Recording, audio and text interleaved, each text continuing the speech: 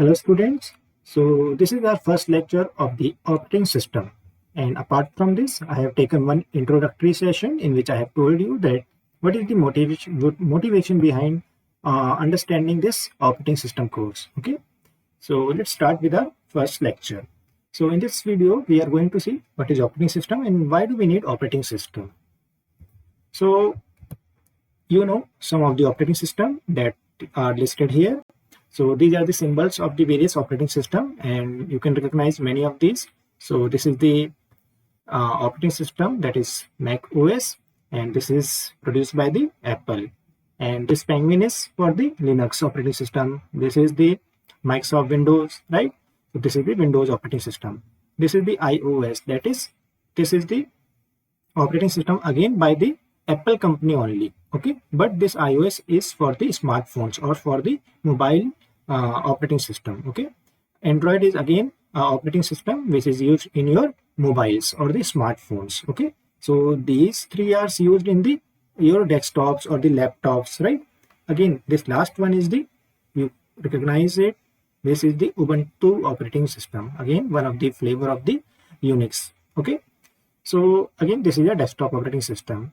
Now we are going to see what is operating system in depth in this course and what are the various services, activities that is provided with the operating system. Okay, so we will be seeing everything in this course, but for the time being let's concentrate on the what is operating system.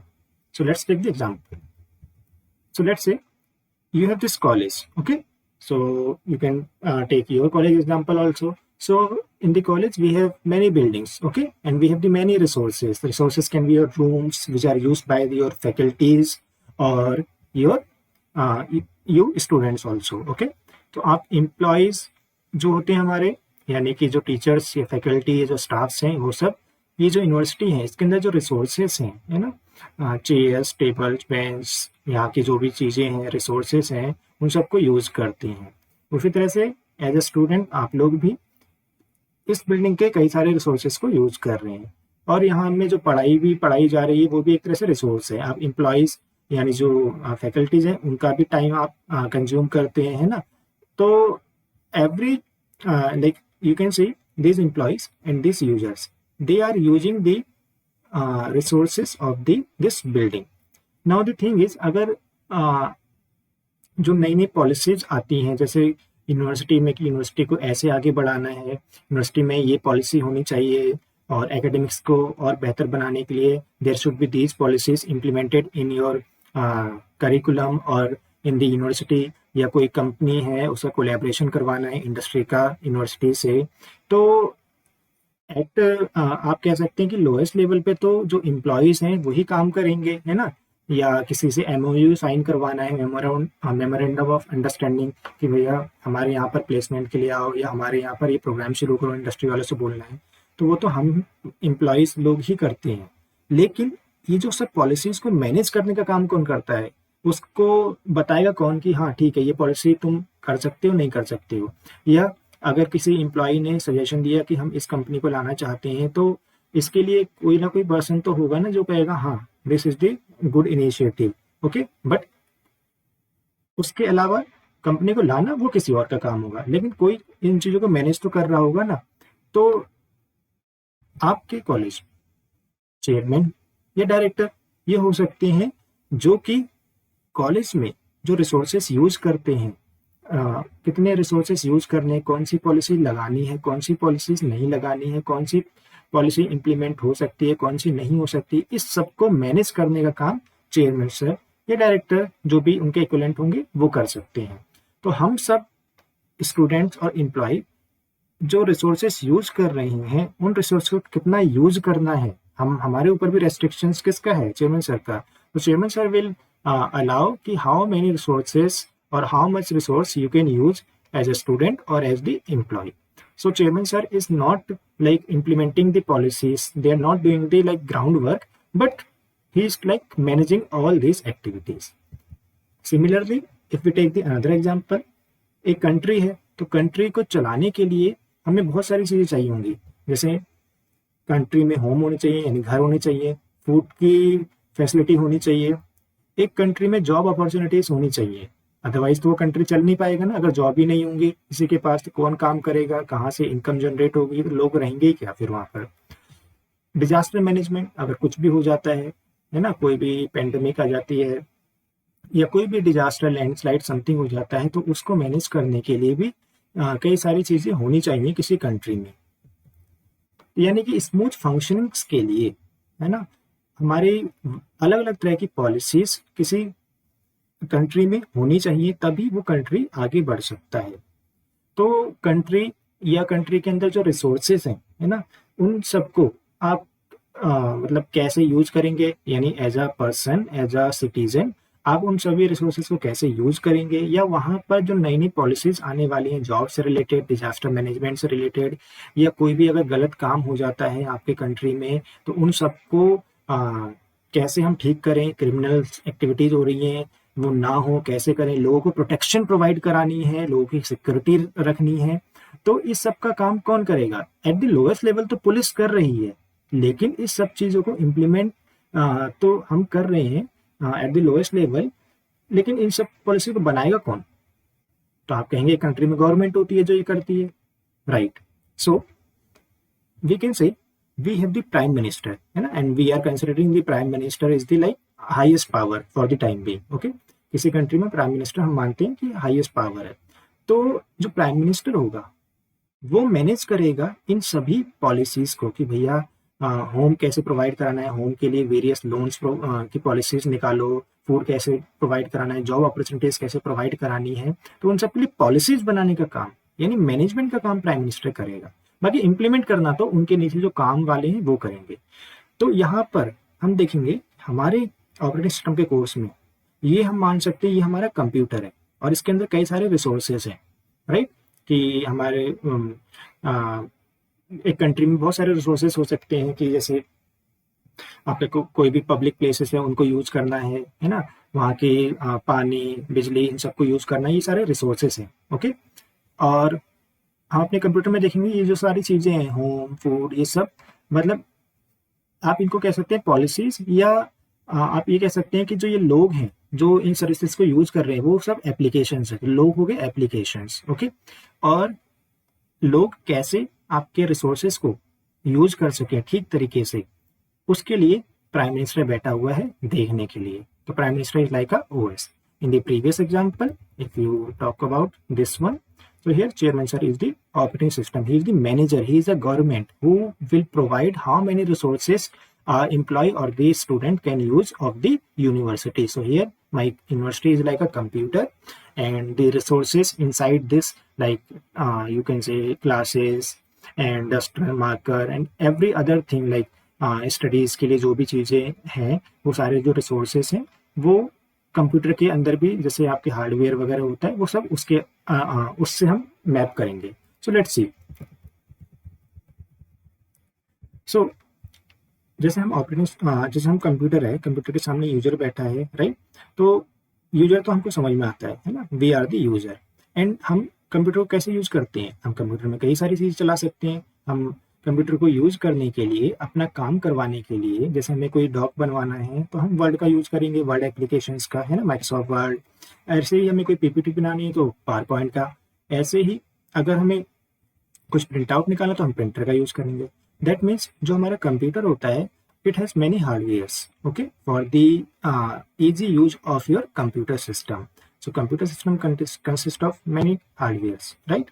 So these hardwares are like the resources, okay, these are like the resources of the computer which are used by your user, okay।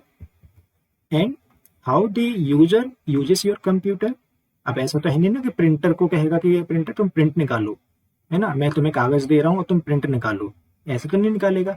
आप as a user इस word application को जो कि यहाँ चल रही होगी, है ना, उसको आप उसमें आप टाइप करोगे और उसमें प्रिंट कमांड दोगे, तब आप कंप्यूटर से अपना काम करवाओगे, राइट। तो आप एप्लीकेशंस की यूज करके एज अ यूजर कंप्यूटर से काम करवाते हो। और कंप्यूटर कैसे काम करेगा? अपने रिसोर्सेज को यूज करके, okay. So there can be many applications like Chrome, Zoom, VLC और बहुत सारी चीजें, एंटीवायरस, है ना, ऐसे कोई भी वीडियो एडिटिंग सॉफ्टवेयर, सब एप्लीकेशन है जिनके जरिए यूजर काम करते हैं। Now the question is there are so many applications which are running inside your computer, and all those applications, they are using the resources of the computer. Like some are using the printer, some are using the CPU, some, or you can say all of the application, they are using the CPU is also a hardware, it is also a resource inside the computer. memory is also inside the computer, it is also a resource. memory वही हम बात कर रहे हैं, let's say main memory की, है ना, main memory में जो हमारा सारा डेटा स्टोर होता है ना। तो ऐसे ही हार्ड डिस्क है हमारी, जिसमें सारे प्रोग्राम्स परमानेंटली स्टोर रहते हैं, जब कंप्यूटर बंद भी होता है। ये सब हार्डवेयर हैं, ये सब रिसोर्सेज हैं।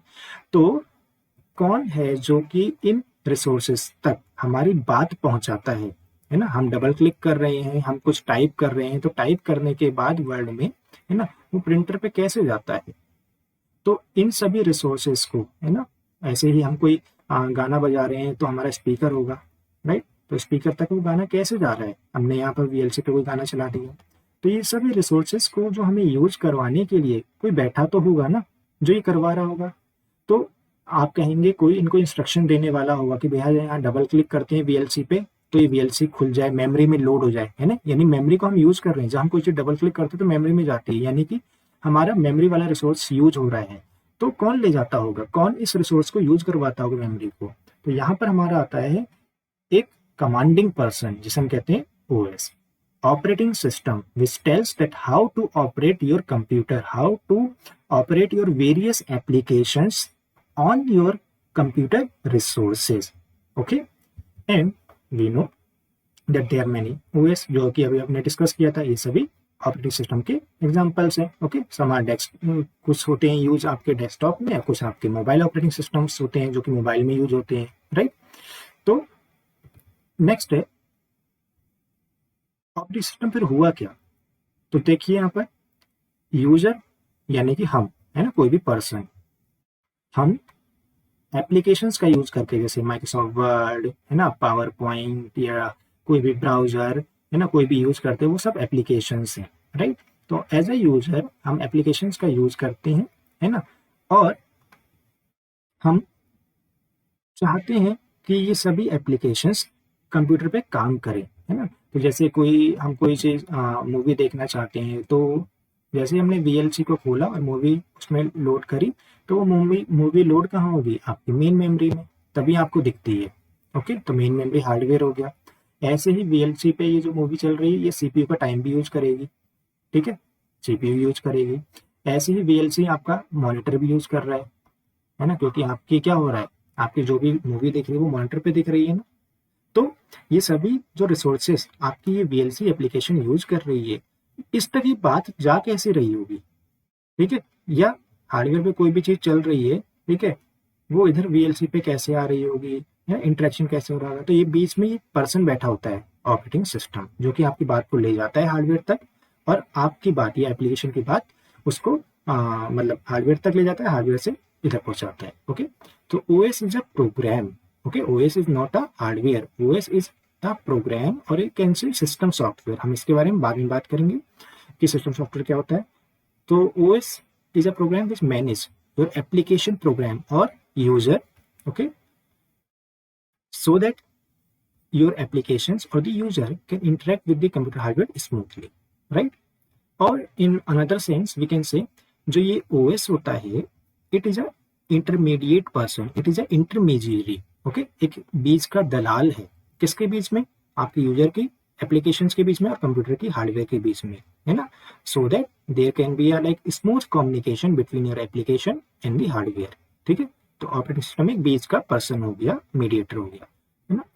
सो again you have to take care कि हार्डवेयर का मतलब क्या होता है, वो जो चीजें हम टच करके फील कर सकते हैं, CPU, memory, input output devices, okay, this all. हम आने वाली वीडियोस में देखेंगे कि हार्डवेयर एक तरह के रिसोर्सेस है, ठीक है, और हमारे पास कुछ ऐसे रिसोर्सेस है जो हम देख नहीं सकते हैं, ठीक है। हम बात करेंगे फाइल्स, ये भी रिसोर्सेस ही होती है, ठीक है। सो अभी हम बात नहीं कर रहे हैं फॉर द सिंप्लिसिटी। नाउ यहाँ पर देखिए, ये वही डायग्राम है जो अभी मैंने बताया था, ठीक है। एज अ यूजर हम एप्लीकेशंस प्रोग्राम को यूज करते हैं और हार्डवेयर पर चलवाना चाहते हैं, ताकि हमारे सभी एप्लीकेशंस आराम से हमें आंसर दे सकें। ओके, नाउ अब ये जो बीच में जो ऑपरेटिंग सिस्टम है, ओके, तो ये जो ऑपरेटिंग सिस्टम यहाँ लिखा है, ये एक्चुअल में ये है पूरा ऑपरेटिंग सिस्टम है, ओके, पूरा this whole is the operating system, okay. और इसके अंदर एक छोटा सा पार्ट होता है कर्नल, ओके। तो kernel is like a heart of the operating system, it is the main part of the operating system. Operating system तो बहुत बड़ा है, उसके अंदर कर्नल एक मॉड्यूल है, ओके। इट इज अ सब मॉड्यूल और इट इज अ सब part of the operating system. तो आप ये मान सकते हैं ये पूरा पीला वाला बॉक्स है, ये पूरा ऑपरेटिंग सिस्टम है, यही वाला है ना। और इसके अंदर ये कर्नल है, ये कर्नल है, ठीक है। और भी इसमें कुछ और कर्नल के अलावा, ठीक है, ये कुछ और चीजें होती हैं जिसे हम बोलते हैं सिस्टम यूटिलिटीज। ये सिस्टम यूटिलिटीज या सिस्टम प्रोग्राम्स के बारे में आगे बताऊंगा, but for the time being system utilities, जैसे आपने देखा होगा कि आपकी विंडोज खरीदते हैं नेट से, तो आपका डिस्क को फॉर्मेट करने का प्रोग्राम पहले से आता है, या पहले से कोई एंटीवायरस होगा जो आता है, जैसे MS का कुछ, माइक्रोसॉफ्ट का कुछ अपने आप एंटीवायरस भी आता है। ऐसे ही कुछ आप कह सकते हैं डिस्क क्लीनर आता है ना। तो ये सब यूटिलिटीज है, मतलब एक तरह से कह सकते हैं एप्लीकेशन जैसी हैं, लेकिन सिस्टम के साथ पहले से आ रही हैं, तो हम इन्हें सिस्टम यूटिलिटीज बोल रहे हैं, है ना। ये इनबिल्ट है पहले से, ठीक है। तो ऐसे ही हमारे पास कुछ और भी होते हैं, सिस्टम प्रोग्राम्स भी होते हैं, ठीक है, जो कि ऑपरेटिंग सिस्टम का पार्ट हो सकते हैं, ओके। और कर्नल अपने आप में एक अलग मॉड्यूल है, और ये सब है किसके अंदर, OS के अंदर, ठीक है। तो उसमें जो मेन पार्ट होता है ना, इस OS के अंदर कर्नल होता है, ज्यादातर हम बात इसकी करते हैं, कर्नल की, ओके। नाउ अब कर्नल के अंदर भी क्या होता है, तो कर्नल भी अपने आप में बहुत चीजें लेके बैठा हुआ है, क्योंकि ये मेन पार्ट है ना ऑपरेटिंग सिस्टम का। तो ये है कर्नल के अंदर, कर्नल के अंदर बहुत सारे मॉड्यूल्स होते हैं, छोटे छोटे, ठीक है, मॉड्यूल्स होते हैं। जैसे हम कहते हैं ना, OS का हमारा काम होता है बहुत सारी एक्टिविटीज को मैनेज करना, हमारे कंप्यूटर में प्रोसेस चल रहे हैं तो प्रोसेस को मैनेज करना, फाइल्स कैसे क्रिएट डिलीट होती हैं उनको मैनेज करना, इनपुट आउटपुट डिवाइसेस या इनपुट आउटपुट कैसे करना है, ठीक है, उसको, मेमोरी को कैसे मैनेज करना है, इतने सारे प्रोसेसेस हमारे कंप्यूटर में चलते रहते हैं, उन सबको मेमोरी में लोड कैसे करना है और वहां से हटाना कैसे है ना। तो इतने सारे प्रोसेस को मेमोरी में हम कैसे लोड वगैरह करें, ओके। ये सब काम भी आपकी ऑपरेटिंग सिस्टम को होता है, और जिसके अंदर कर्नल का एक्चुअल में काम होता है ये, ओके। तो इन सब के कोड पहले से ही ऑपरेटिंग सिस्टम बनाने वालों ने लिखे होते हैं, ठीक है। तो जैसे विंडोज है, तो विंडोज वालों ने यानी माइक्रोसॉफ्ट वालों ने मेमोरी मैनेजमेंट का कोड भी दे रखा हुआ है, कैसे मैनेज करेगा OS, ओके। ऐसे डिवाइस ड्राइवर्स भी, ठीक है, डिवाइस ड्राइवर की बात भी मैं आगे बात करूंगा कि क्या होते हैं। ऐसे नेटवर्किंग मॉड्यूल लाइक जैसे आपका TCP/IP प्रोटोकॉल है, ये सब आपके जो विंडोज है उसके अंदर इनबिल्ट होता है, मतलब पहले से ही ये इनकी कोडिंग लिखी होगी, ठीक है। ऐसे इंटरप्ट हैंडलिंग, ठीक है, आपने कंप्यूटर ऑर्गेनाइजेशन में पढ़ा होगा कि इंटरप्ट क्या होती है, तो इंटरप्ट को कैसे मैनेज करना है वो भी OS का काम होता है एक्चुअल में। हम कहते हैं CPU का काम होता है, आपने मे भी कंप्यूटर ऑर्गेनाइजेशन पढ़ा होगा, बट एक्चुअल में OS ही हेल्प करता है इंटरप्ट को मैनेज करने में with the help of the CPU, okay. So ये थोड़ा सा ओवरव्यू बताया है, नेक्स्ट वीडियोज में हम और इस चीज को अच्छे से पढ़ेंगे कि इन चीजों के बारे में, ठीक है, ओके। नाउ एक क्वेश्चन है कि ये ऑपरेटिंग सिस्टम है, ये हार्डवेयर से बात कैसे करता होगा, क्योंकि हार्डवेयर है ना, हार्डवेयर को कैसे बात करेंगे। तो हमारे पास कई तरह की लोड एंड स्टोर इंस्ट्रक्शंस होती हैं, है ना, जैसे आपने माइक्रोप्रोसेसर ECU में पढ़ा होगा, ठीक है। तो it interacts by the load, operating system interact to the hardware by the load and store instructions, है ना, and with the help of some registers and the interrupt. So जैसे आपने देखा है कि मेमोरी में कोई डेटा लोड करना है ना, तो आपकी एप्लीकेशन प्रोग्राम में कुछ भी चीज होगी तो ऑपरेटिंग सिस्टम जैसे उसको पढ़ेगा, ठीक है, मतलब with the help of the CPU हम देखेंगे, ठीक है, तो वो लोड कर देगा आपका मेमोरी में वो डेटा, ओके। ऐसे ही कुछ इंटरप्ट समझ में आती है, तो ऑपरेटिंग सिस्टम को समझ में आया, अच्छा कुछ इंटरप्ट आ गई है तो आपका उसके अनुसार काम करेगा, ओके। तो with the help of these things it interacts, okay. Now this is the simple view again जो हमने अभी देखा था कि हमारा कंप्यूटर हार्डवेयर है कंप्यूटर के अंदर, उसके ऊपर होता है ऑपरेटिंग सिस्टम, ओके। उसके ऊपर हमारे ये सारे एप्लीकेशन प्रोग्राम मतलब जो हमारा कुछ काम करने के लिए जो नॉर्मल प्रोग्राम्स हम डालते हैं, जैसे वर्ड टाइपिंग, हमें कोई डॉक बनाना है, एक्सेल शीट्स बनानी है, कंपाइलर है ना, हमने कोई भी आईडी डाल रखी है, VS कोड, MD, C++, अपना काम करने के लिए हम कोई भी नोटपैड++, नोटपैड ये सब डाल लेते हैं, वेब ब्राउजर इंस्टॉल करते हैं, तो सारे एप्लीकेशन प्रोग्राम है, और कुछ हम सिस्टम प्रोग्राम्स में इंस्टॉल करते हैं, ठीक है। तो हम देखेंगे सिस्टम प्रोग्राम बाद में कि क्या होते हैं, और इन सबको कौन यूज करता है, यूजर। तो ये एक तरह से हमारा एक कंप्यूटर सिस्टम बन जाता है, ओके। और यहाँ पर ये ऑपरेटिंग सिस्टम बीच में आता है। तो पर्पज जो ऑपरेटिंग सिस्टम का है क्या, इसका मेन काम ये है कि एक ऐसा इन्वायरमेंट प्रोवाइड कराना कंप्यूटर के अंदर, ताकि हमारे जो यूजर के जो प्रोग्राम्स हैं, ये सब जो प्रोग्राम्स हैं या एप्लीकेशंस हैं, ये एक कन्वीनियंट मैनर में और एफिशिएंट मैनर में चल सके। कन्वीनियंट मैनर में मतलब ऑपरेटिंग सिस्टम का काम इस तरह से है कि यूजर को मतलब इंटरेक्टिव लगे आपका कंप्यूटर। जैसे विंडोज होता है तो उसमें देखो इतना सारा जीयूआई होता है, ग्राफिकल यूजर इंटरफेस, कि कोई भी नया पर्सन आराम से सीख सकता है, जबकि लिनक्स में इतना जीयूआई नहीं होता है।